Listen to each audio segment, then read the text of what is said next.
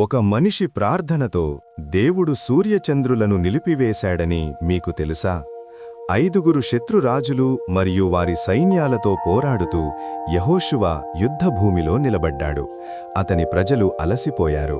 సూర్యుడు అస్తమిస్తున్నాడు, కాని యుద్ధం ఇంకా ముగియలేదు.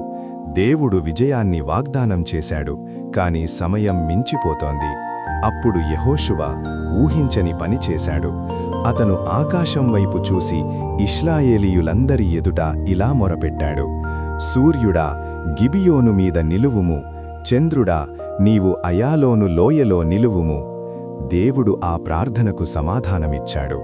యెహోషువ గ్రంథం 10వ అధ్యాయం ఇలా చెబుతోంది: సూర్యుడు ఆకాశ మధ్యమున నిలిచి దాదాపు ఒక రోజంతా అస్తమించక త్వరపడలేదు.